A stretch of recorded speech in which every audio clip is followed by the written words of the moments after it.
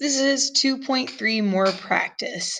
So on this one, we're including an extra thing. So we've done domain, we've done linear, exponential, neither, etc. But this time we're adding range. So remember, domain is your x values, range is your y values. So domain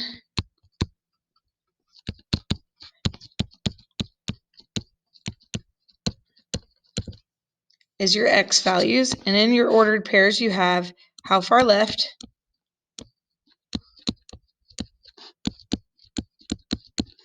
a comma, and how far right. And this only applies when you have an interval notation. So the smallest amount to the largest amount on continuous functions. When it's discrete, you always use the funky curly curvy brackets and you list out all of the x values. So then there's the range, which is your y values.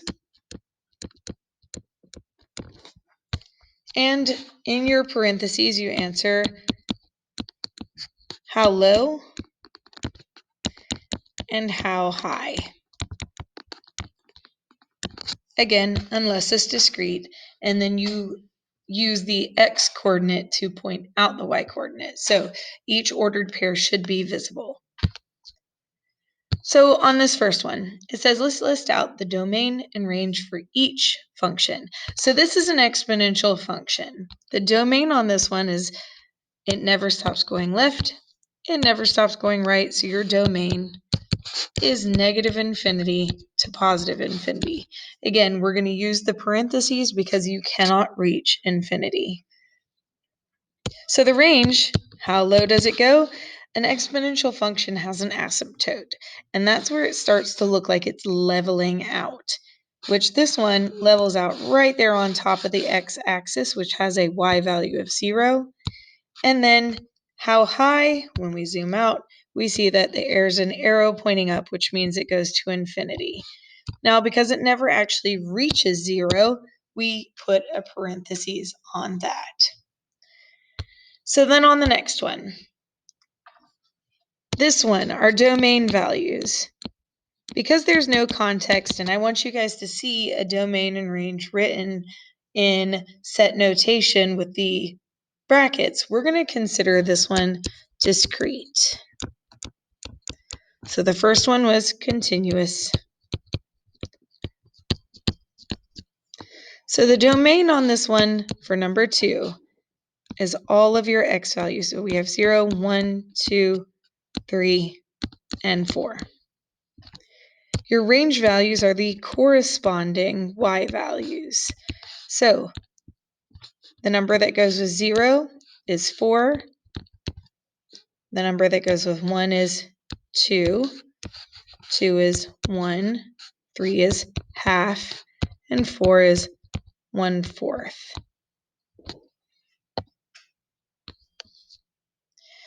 So on our next one, it says Alex is draining water from his pool so that he can refill it.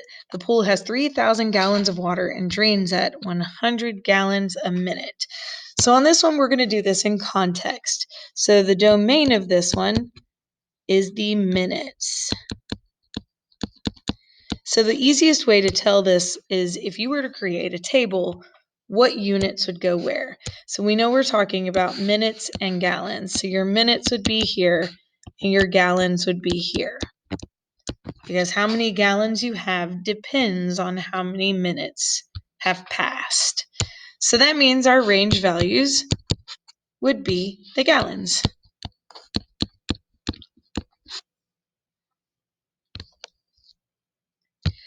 So bacteria growing into Juan's book bag is tripling every hour. So we have bacteria tripling every hour. So if we were to create a table about bacteria in hours, your hours would go here, your bacteria would go here, which means that your domain values are the number of hours, and your range is the number of bacteria.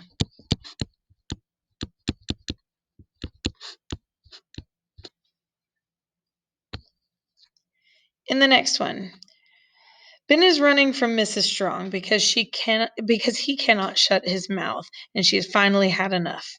He starts off by running 10 feet, and then every minute he runs 3 feet faster. So we're looking at minutes and his distance, the number of feet. So if we created a table out of this, your minutes would be here, his distance would be here. So your domain is the number of minutes.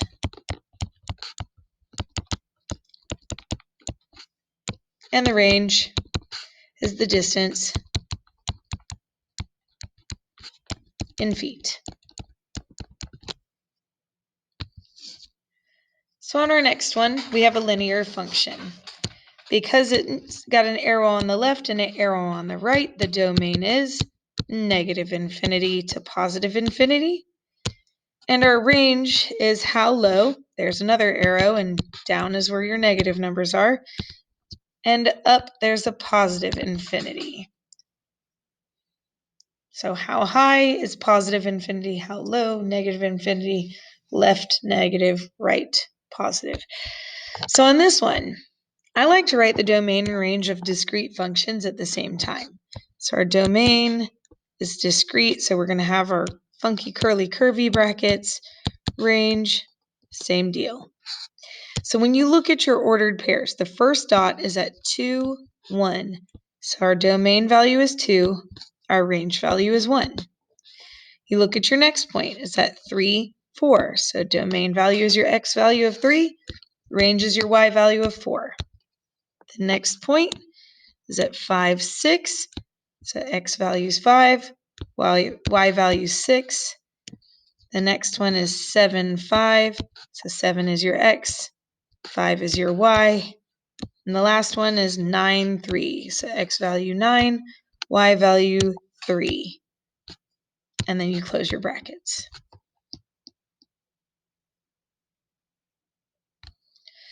So on the last one on the front of your paper, the domain value. So how far to the left? There's an arrow, which means it's going to negative infinity. How far to the right? Positive infinity, because there's an arrow. Now your range talks about how low. So here's the lowest point, and it's actually on the x-axis. So 0 is our lowest point, and because it touches 0, we use a hard bracket. And then it goes up for infinity because of the arrows. So now we flip to the back. 3 forms of linear equations. So most of this comes actually all 3 of them come straight from your formula sheet. So we have slope-intercept form.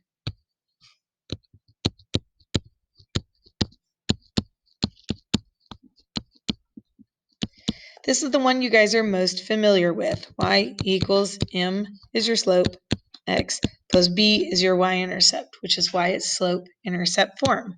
It says slope-intercept. So then we also have point-slope form.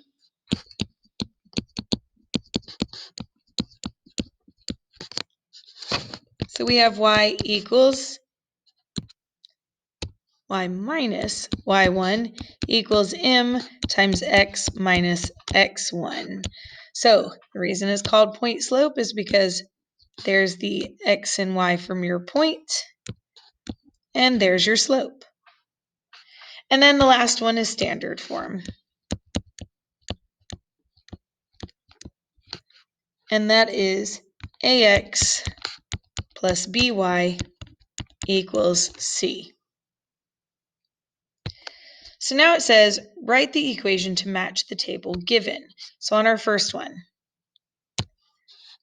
I know to go from 6 to 8, I add 2. 8 to 10, add 2. 10 to 12, add 2. Checking my x's. Negative 2 to negative 1, add 1. Add 1 to go from negative 1 to 0. And from 0 to 1, we also add 1. So our slope in this linear table is 2 over 1. So when we write our equation, we have y equals 2 over 1 is the same as 2, x, and your y-intercept is 10. On the next one, I notice that my x values are going up by 1 every single time, so I can look at my y values. So this one is adding 3 the whole way down.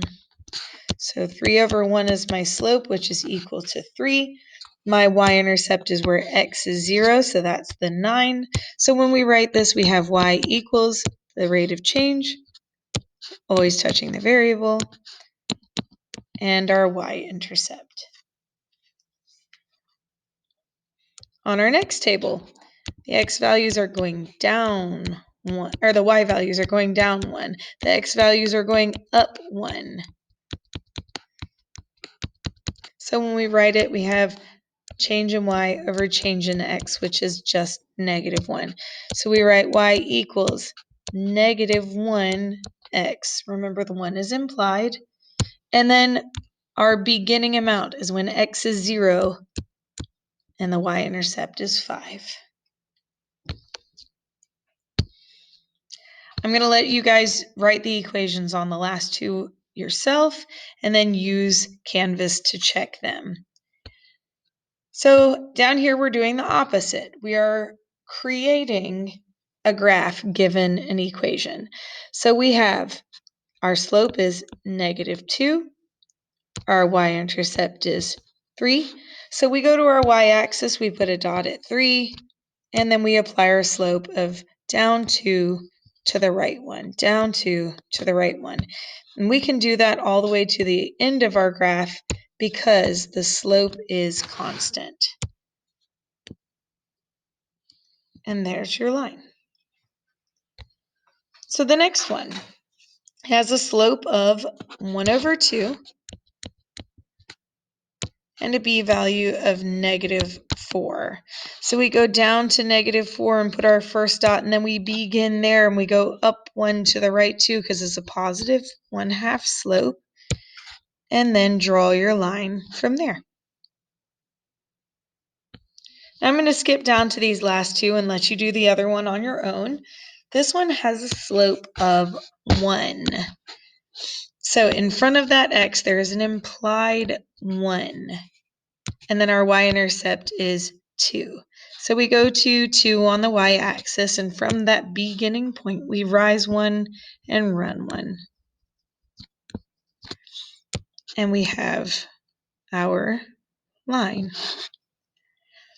The other one, if we draw that 1 in front of the x, because remember your slope is m, not x. So our slope is y equals m, which is our -1, x plus b, which is also 1. So we go to 1 on our y-axis, and we begin there, and we go down 1 to the right one, down 1 to the right one, to find the slope of this line, or to draw the slope of this line.